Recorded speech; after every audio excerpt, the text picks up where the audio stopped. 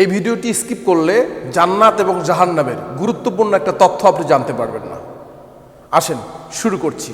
বিসমিল্লাহ, আলহামদুলিল্লাহ, ওয়াসসালাতু ওয়াসসালামু আলা রাসূলিল্লাহ। মনোযোগ দিয়ে লক্ষ্য করুন, এটা আপনি, এটা জান্নাত, এটা জাহান্নাম।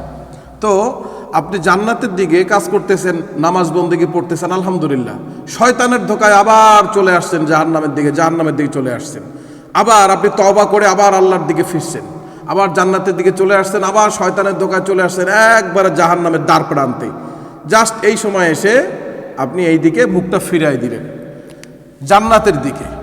এখন আপাত মস্তকে কেউ যদি চিন্তা করে আপাত দৃষ্টিতে, তাহলে আপনি কিন্তু জাহান্নামের অনেক কাছে। ডাজেন্ট ম্যাটার, বিষয় এটা না যে আপনি জান্নাতের কাছে না জাহান্নামের কাছে। বিষয় হলো এটা যে আপনার ডেফিনেশন কোন দিকে। আপনার ডেফিনেশন কিন্তু জান্নাতের দিকে। তো এই জন্য আবার আরেকটা জিনিস, ফর এক্সাম্পল আপনাদেরকে বুঝাই। আপনি আমল করতে করতে করতে করতে বিভ্রান্ত হয়ে গেলেন শয়তানের ধোকায়, এই যে এখান থেকে আবার জাহান্নামের দিকে চলে আসলেন, জাহান্নামের দিকে একবারে জাহান্নামের কাছে চলে আসছেন। খেয়াল করছেন, একবারে জাহান্নামের কাছে চলে আসছেন, এসে জাস্ট একটা ইউটার্ন নিয়ে নিয়েছেন। কোন দিকে? জান্নাতের দিকে। সুবহানাল্লাহ, আপনার কাজ হয়ে গিয়েছে। আল্লাহ আপনাকে যদি ওই অবস্থায় ইন্তেকাল করেন ক্ষমা করে দিবেন।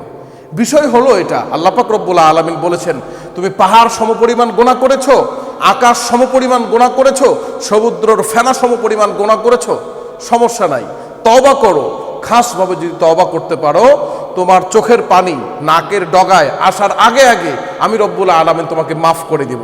জাস্ট এখান থেকে একটা ইউটার্ন নেন, আল্লাহর কাছে তওবা করুন, আল্লাহ পাক রব্বুল আলামিন আপনাকে ক্ষমা করে দিতে পারেন।